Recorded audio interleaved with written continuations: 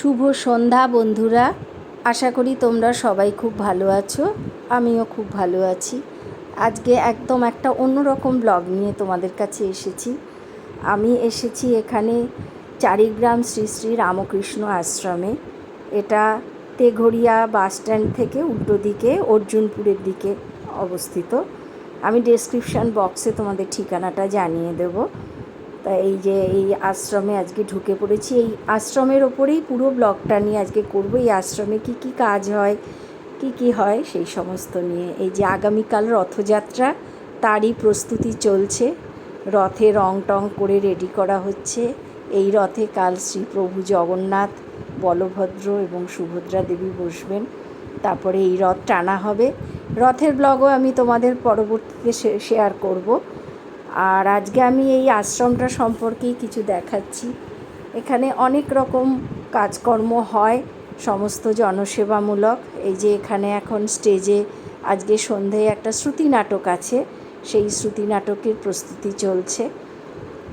আর এখন এই যে সব আমি আশ্রমে ঢুকে পড়েছি। তোমাদেরকে পুরো আশ্রমটা ঘুরিয়ে ঘুরিয়ে আমি দেখাচ্ছি। এখানে একটা অবৈতনিক কোচিং সেন্টার আছে। ঢুকতেই তোমাদেরকে আমি দেখালাম শ্রী নিবেদিতা অবৈতনিক কোচিং সেন্টার। এখানে সমস্ত ছেলে মেয়েদের বিনামূল্যে পড়ানো হয়। আর এখানে আরও অনেক রকমই সামাজিক কাজকর্ম হয়, যেমন বস্ত্র বিতরণ, তারপরে চক্ষু চিকিৎসা ইত্যাদি ইত্যাদি। তো এই যে আমি আশ্রমটা তোমাদের পুরো ঘুরিয়ে ঘুরিয়ে দেখাচ্ছি। এইটা হচ্ছে মূল প্রবেশদ্বার। এই যে আশ্রম খোলার সময়সূচি তোমাদেরকে আমি দেখিয়ে দিচ্ছি। এইখানে লেখা আছে কখন কখন তোমরা আসতে পারো। এখানে ভীষণ ভালো লাগবে। যে প্রভু শ্রীরামের ছবি, মূর্তি আর কি একদিকে, আর একদিকে হচ্ছে প্রভু শ্রীকৃষ্ণের ছবি। একদিকে রাম, একদিকে কৃষ্ণ, রাম কৃষ্ণ মিলে শ্রী শ্রী রামকৃষ্ণ। এই ভাবধারাতেই এই আশ্রম প্রতিষ্ঠিত। শ্রী শ্রী রামকৃষ্ণের ভাবধারা নিয়েই সবাই এখানে আমরা আসি। এই যে এখানে শিবলিঙ্গ আছে বেলগাছের তলায়। এখানে সবাই শিবরাত্রি, নীলষষ্ঠী ইত্যাদিতে পুজো আর্চা করে। খুবই সুন্দর একটা পরিবেশ, খুব পবিত্র একটা পরিবেশ। এখানে ঢুকলেই মনটা একদম অন্যরকম হয়ে যায়, এত ভালো লাগে। তাই আজকে আমার মনে হলো যে আমি এই আশ্রমটা আজকে তোমাদের সঙ্গে শেয়ার করি। আর আগামীকাল যেহেতু রথযাত্রা, তো এখানে প্রস্তুতি চলছে, সেই জন্য সেটাও তোমাদের সঙ্গে একটু শেয়ার করছি। এই যে বিকেলে সন্ধ্যা আরতির আগে এসেছি, তাই আরতির প্রস্তুতি চলছে। সকলেই বসে আছে। আরতি শুরু হলে সবাই একে একে মন্দিরে যাবে। আর এই যে মূল মন্দির, শ্রী শ্রী রামকৃষ্ণ, মা ভবতারিণী, শ্রী শ্রী মা শারদা এবং স্বামীজি মহারাজজি। এই যে মন্দিরের ভেতরটায় আমি ঢুকেছি। মূল মন্দিরে তোমাদেরকে আমি দেখাচ্ছি। বেদির ওপরে শ্রী শ্রী রামকৃষ্ণদেব অধিষ্ঠান করছেন।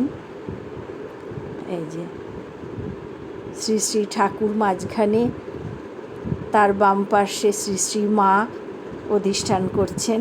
মাকে খুব সুন্দর করে আজ সাজানো হয়েছে, একটা হলুদ ঢাকাই পরানো হয়েছে, কি ভালো লাগছে দেখতে। আর এই যে তুলসী মা, তাকেও খুব সুন্দর করে সাজানো হয়েছে। এই যে শ্রী স্বামী বিবেকানন্দ, সকলকেই বস্ত্র পরানো হয়। এই যে লাড্ডু গোপাল, রাধা গোবিন্দ, এবং আগামীকাল যে জগন্নাথ, বলভদ্র এবং শ্রী সুভদ্রা দেবী রথে বসবেন, তাদের মূর্তিও এখানে রাখা হয়েছে মন্দিরে। তোমাদেরকে আমি এই মন্দিরের ভেতরটা দেখাচ্ছি ঘুরিয়ে। আগামীকাল এখন সন্ধ্যা আরতির যে প্রস্তুতি, সেটা এখন আপাতত করা হচ্ছে।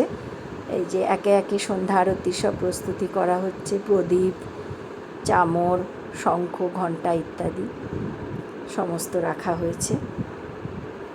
এই যে খুব পবিত্র পরিবেশ, আসলেই মনটা একদম অন্যরকম হয়ে যায়। আর শ্রী শ্রী ঠাকুরের শরণাপন্ন হতে পারলে তার থেকে বড় সৌভাগ্য তো আর কিছু হয় বলে আমার মনে হয় না। এই যে এখানে একটা গামলা রাখা আছে, সমস্ত ভক্তেরা এখানে ফুল, ফল, মিষ্টি, যার যা ইচ্ছা সে সেগুলো দেয়। এবার এইখান দিয়ে আমি চলে এলাম পেছন দিকটা দিয়ে, পাশ দিয়ে বেরিয়ে আর কি এখানে এলাম। এটা হচ্ছে ঠাকুরের রন্ধনশালা, এখানে ভোগ রান্না হয়। এখানে সমস্ত মায়েরা এখানে আগামীকালের সমস্ত প্রস্তুতি নিচ্ছে। মায়েদেরকে একটু দেখিয়ে দিই তোমাদেরকে। এই যে সব মায়েরা এখানে কালকের জন্য সব প্রস্তুতি নিচ্ছে। এবার আজকে সন্ধ্যা আরতিরও হয়তো কিছু কিছু হচ্ছে যোগাড় যন্ত্র। তো সবার সাথেই একটু একটু করে কথা বলছিলাম। এই যে সমস্ত যোগাড় যন্ত্র হচ্ছে, তাই একটু দেখাতে বললাম। মায়েরা একটু দেখালেন। এনারা সবাই আশ্রমের সদস্য, কর্মী, দিনরাত অনেক পরিশ্রম করেন। শ্রী শ্রী ঠাকুরমা এনাদেরকে সেবায় নিয়োজিত করেছেন, এনাদেরও অসীম ভাগ্য। আর এনাদের দেখাতে পেরে আমারও খুব ভালো লাগছে। এটা অফিস ঘর, এখানে সমস্ত অফিসিয়াল সংক্রান্ত কাজকর্ম হয়। এই যে এই অফিস ঘরের পাশ দিয়ে এই যে সিঁড়ি চলে গেছে, এখানেই ওপরে কোচিং সেন্টার, এই যে নিবেদিতা ফ্রি কোচিং সেন্টার, এখানেই সমস্ত ছেলে মেয়েদের বিনামূল্যে পড়ানো হয়। আর এখান দিয়ে এই যে আমি বেরিয়ে এলাম। কত গাছপালা দেখো, চারিদিকে গাছপালা দেখলেই মন ভালো হয়ে যায়।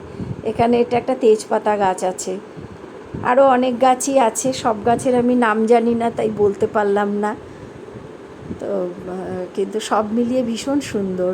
এই যে আমি এবার একটু মন্দিরে ঢুকে এবার একটু ঠাকুরকে প্রণাম করে নিই। আমি তখন ব্লগ করতে ব্যস্ত ছিলাম, আমার প্রণাম করা হয়নি, তাই আমি এখন একটুখানি ঠাকুরের কাছে একটু প্রণাম করে নিই। ওনার চরণে আসতে পারা, ওনাদের আশ্রয়ে আসতে পারাটাই আমার কাছে একটা বিশাল পাওনা বলে মনে হয়। আর এখানে আমি যতবারই আসি ততবারই মনে হয় যে ওনাদের স্মরণে চলে এসেছি। খুব ভালো লাগে।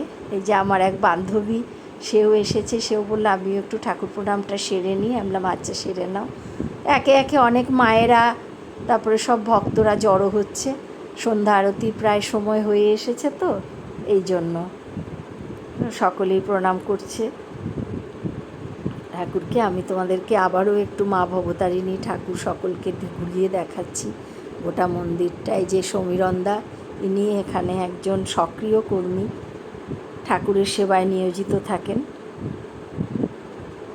তাই পুরো মন্দিরটা একটু দেখিয়ে দিচ্ছি তোমাদের ঘুরিয়ে ঘুরিয়ে। এই যে এত অপূর্ব লাগে এই পরিবেশটা, তো মনে হয় যেন বসেই থাকি। বসে এত সব সময় সম্ভব হয় না, আমরা গৃহী মানুষ, তবুও তার মধ্যে যেটুকু ওনাদের কৃপা হয় সেটুকুই আসি। এই যে সান্ধ্য ভোগের প্রস্তুতি চলছে, ঠাকুরকে সমস্ত সাজিয়ে গুছিয়ে দেয়া হচ্ছে।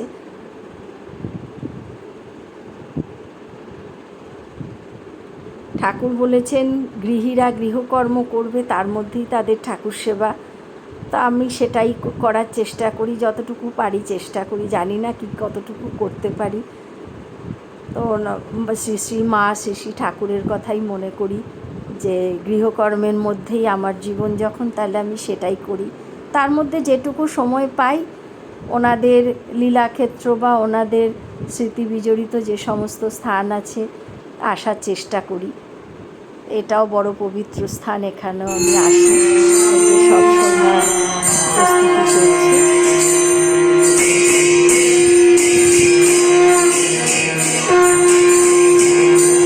আরতি, সন্ধ্যার আরতি শুরু হয়ে গেছে শঙ্খ আর ঘণ্টার সঙ্গে।